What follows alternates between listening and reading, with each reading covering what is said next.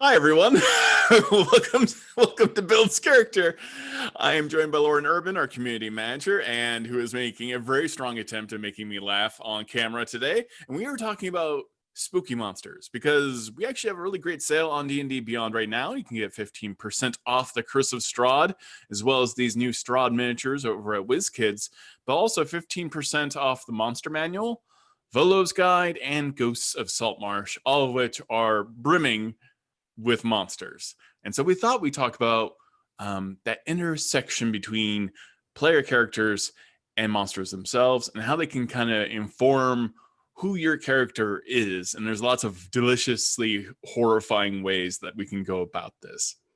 Absolutely. And it may seem contrary to what a lot of people online talk about players reading the monster manual, players reading Volo's Guide to Monsters. You hear a lot about DMs being worried that their players are going to read the monsters ahead of time or something. And I am here to tell you, let your players read the monster manual. Let them look through all the cool stuff in Volo's Guide to Monsters. Let them enjoy. I mean, how many people do we know that got addicted to D&D because they opened up the monster manual first and saw all the cool creatures that were in there? It really was the point of entry for just about everyone I know. Like having the monster manual, especially like growing up when D&D first came out, just looking at those pictures, looking at that art, it made you think of adventures. That's what the hook was like, this is the stuff you can fight. It was really cool. Yeah, it's all super cool. It's stuff you can fight. It's stuff you can talk to. It's stuff you can interact with. It's stuff that you can pray to. There's a whole suite of stuff. There's stuff you can turn into. So the monster manual is, and any of the supplements that come out with all of these extra creatures, yes, they're being used by the DM a lot, but I really encourage players to dig into those and then use them to fuel the excitement about upcoming games. And so we're going to talk about what can players find to inspire your characters in the Monster Manual, in Volo's Guide, in Ghosts of Saltmarsh, and all that kind of fun stuff. And I want to start with the easy stuff because the moment someone says, well, but players shouldn't be looking at the Monster Manual, I would like to talk to all the paladins out there who would like to find a steed. Yes. I would like to let you know about your options. Find steed and find greater steed. The stats are there for like the basic creatures that you can pull up, and both of those spells give you a lot of options, but there's a couple of other things in the monster manual that, if your DM wants, can be yours.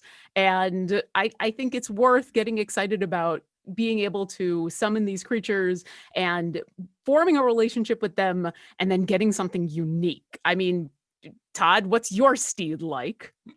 Well, often it is very much, I create a phantom steed and it often looks like a nightmare, kind of like this zombified horse with, flame erupting out of its mouth, because that's what I like about Phantasmal Steed, is you can make it look like anything you want. When I am summoning it for my wife, I summon the Spider Horse, which is something from Dragon Magazine from many years ago, which for some reason she's obsessed with. It was an experiment from these wizards who tried to meld both a giant spider and a horse. The creatures do not reproduce. I know too much about Spider Horse. It's too upsetting. But yeah, so sometimes my Phantasmal Steed will look like Spider Horse.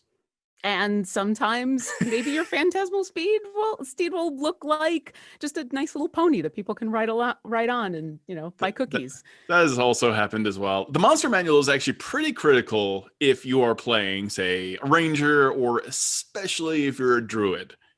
Yeah. Now, if you're a druid, you need to know like what that CR rating is to figure out if you can turn into that particular beast. And fortunately, on D&D Beyond, you can actually sort those creatures on D&D Beyond based off their type, like beast, and also their CR rating up and down. And you can kind of figure out what you can turn into. So that's extremely helpful when you're looking at the monster manual. But what other things that are good about the monster manual for players? Like conjurers, obviously, need to know what those lesser demons are. Yeah. Right. what are your options there? And once again, it's like, what are your options by rules as written? And then like maybe you'll see something in there, like, you know, maybe your paladin wants to ride a unicorn and your DM is like, yeah, sure. Or, you know, go through this. You tell your DM what you want. Hey, look at this cool thing.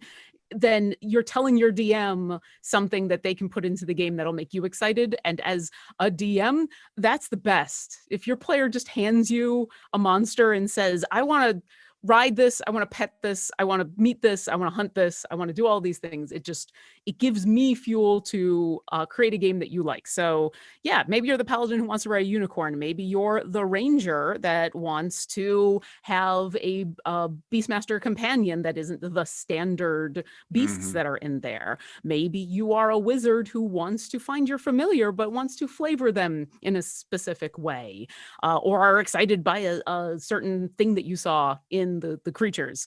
All of those are in there to explore and have fun with, and if your DM allows you to have. And the only way you're really going to know is if you can thumb through, you know, even just the basic stuff that you are allowed by the spell, by your subclass, the being able to look through the monster manual, being able to look through those stat blocks and figure out, oh, this is the creature that is going to work best with the play style that I want, or being inspired by it. You know, I have a player who's currently a Beastmaster Ranger. He right now has a black bear, but for a while he was looking at a pseudo dragon when he was picking, because he really liked the way it looks. And so we were talking back and forth about, okay, well, you know, this isn't a usual thing, but I think this is super cool. And, you know, if you want to go for that, here's the bonuses, and here's what they're good at, and here's what they're bad at. But he eventually decided he wanted a melee based character. He wanted a creature that could be useful in combat. And so he's able to go back to that list of creatures and search through and be like, no, black bear, that totally works. So also I have a gnome cleric who rides a battle mastiff, because if you've got a mastiff and you've got a small party member, they can ride medium creatures. And so one of my players actually put forth the idea of buying her this steed so that she could easily keep up with the rest of the party. And so now she has a battle mastiff, because he was thumbing through the creatures in the back and he was like, wait a second, this sounds cool. So one player literally gifted another player a creature out of the monster manual, and I let them do it because it was fun. Because why not? Why not ride into battle on a mastiff? and there's some key player characters that are going to be very associated with a particular monster. Like, you know, druids get a lot of choices, rangers get plenty of choices, but I actually got the opportunity to make my favorite character, and I made him a Hex Blade Warlock. So I adjusted his story a bit to match that, because if you've played the Hex Blade Warlock from Xanathar's Guide to Everything, you'll know that around 6th level, if you kill your target, you have the option to bring them back as a specter. And I thought, if I can get that ability at 6th level, it'd be interesting if this particular character, a Hexblade, who uses their charisma to lift a sword instead of their strength or dexterity, had been a child or had been a fighter or had been a knight and had encountered an actual specter in the woods. You know, maybe it was summoned by another Hexblade Warlock. Maybe that specter just haunted that forest, but it attacked that person who had this career of being like a paladin or a fighter. And in my story, I kind of flavored it that it drained the life out of them, like made them weaker, took away their strength forever. So their only option really was to become a warlock, to still be able to use these martial skills, to use a great sword. And so I had this vision of this very skinny Ichabod Crane character that could barely lift a rock, who is holding a great sword that is, you know, just like Japanese anime fantasy sized, like just a ridiculously large great sword. And that informed everything I needed to know about that character. And so getting to that 6th level mark, which I didn't get to do, but once I got that ability, I felt like once I killed like someone I had targeted with my Hexblade's curse, and this person came back as a specter that maybe I could even talk to, right? It might dawn on me that Hex Blade Warlock had done this to me in the first place. So not only was I a victim of this monster, I was a victim of someone who had summoned this monster. And now there's this, well, why would anyone target me for this? Like, why is there another warlock that attacked me? And why do we both maybe follow the same patron? And so this story spiraled in my brain just because of this one class feature in this subclass of being able to create specters. And the artwork is really cool, as you can see. It's super creepy. And I've always been, it's a very Hammer horror. It's a very old school horror film kind of like notion. Like there's something scary. I think ethereal undead terrify me. And it's often like the fear of many kids. Like zombies and skeletons never really scared me as a child as much as like a banshee. And so I feel like it was a very kind of Irishy myth type of thing. But this is a good example of the monsters in the Monster Manual or Volo's Guide or Ghosts of Saltmarsh and in Ravenloft can inform very important character decisions moving forward. Now, Lauren, there is a creature named the Phoenix. It's a primordial. Primordials are a little bit more of a heavy hitter in terms of their effect on their environments.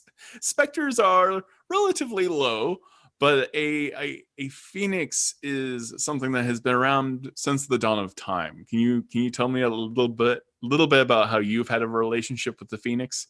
Well, you talked about the cool art that was in the Spectre and how that helped inform some of your character decisions. Literally, my character was created because I was inspired by the art that specifically was put out about the Phoenix when Mordenkainen and Soma Foes was coming out. There was some sketches that were originally put out, and then the final artwork. And that piece of art was evocative enough that I'm like, well, this is what I'm basing my next character on.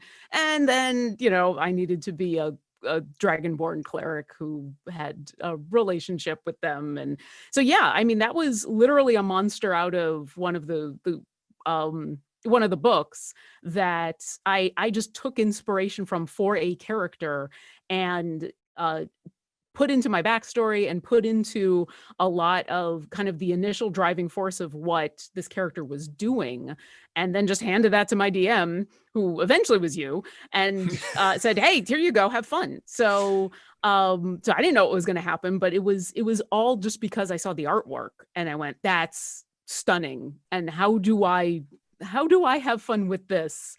Oh, wait, now I know. So yeah, it's less about the stat block of the Phoenix and 100% that art.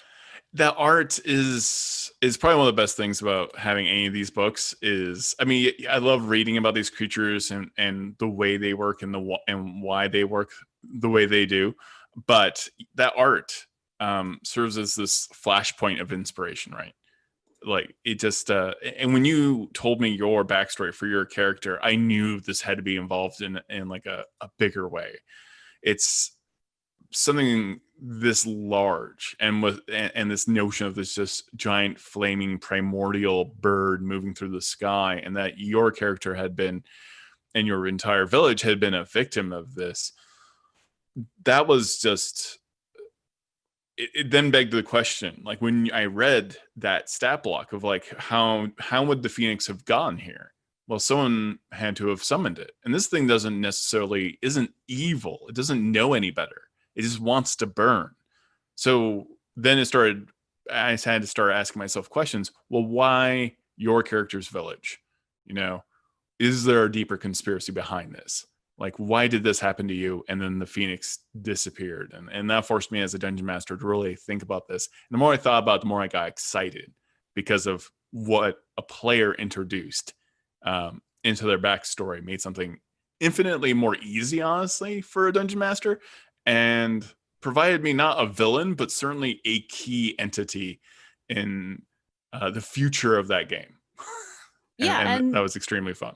When you're talking especially about clerics and paladins and warlocks or other characters who might have a deity or a patron, the characters and the creatures in the Monster Manual or in Volos or in Mordenkainen's can be inspiration for who or what they are drawing their power from or praying to or communicating with, because when you are deciding on a character that's going to have that kind of relationship, there's gods that are listed, of course, but you're not limited by that. You're not limited to just, the pantheon that are there, especially if you're a warlock and you're just looking for something super powerful. Looking through some of the stat blocks on, looking for just stuff that's here, what's CR 25 and over in the Monster Manual, and just checking things out and being like, what would I as a character think is awesome and want to follow, or is afraid of and is doing their bidding for because of, and becoming it, having that kind of relationship with a creature that your DM can then grab and use is super fun. And I mean, you hear a lot about people wanting to get certain clerics or paladins, and where I want to be able to pray to a dragon, I want to be able to pray to a this, or I want to be able to worship for that, or I want to have a patron who is a this. I want the ooze patron. Well, there you go. Why not? Why isn't there an epic ooze out there somewhere who's the god of all oozes? And but I love this ooze. I love this gelatinous cube. I want this to be in my backstory. And so you chat with your DM, and all of a sudden you've got solars showing up, and you've got creatures all over the place who are showing up and having fun and interacting with you in a way that is not just I hit it with my axe, because there's a ton of that in the Monster Manual, but there's also all these other creatures that are inspiration for you to be friends with, to pray to grab power from, to turn into. So yeah, and then you take a look at the art. Yeah, see, there's the Phoenix. Yeah. I wish I had the art to share that was the initial drawing that got put out on Twitter, because that's also gorgeous. Yeah, it became a great bit of fun, because this is, as it being a primordial, it became this very sort of like the movie Arrival, right? Or something like that, or even trying to communicate to something on the level of Godzilla, of like, you're just doing your best and you're just kind of getting moods and impressions, because this thing doesn't understand good and evil necessarily. It just wants to live and die and live again. Doesn't understand much between that. And that's a very fun thing to play with, instead of it being like a mustache twirling villain or a righteous, celestial deity. It was quite a shift, especially for your character who had once worshipped Palor, to be moved into this position of like, okay, how do I communicate now with someone who is not going to talk to me? Yeah. And I don't share a language with this god. What? Yeah, you don't share the language with this god. And you kind of both needed each other equally. Like, you were like a representative of things not to necessarily set on fire, right? Like, it became sometimes hard to do. Sometimes hard to do. Yeah.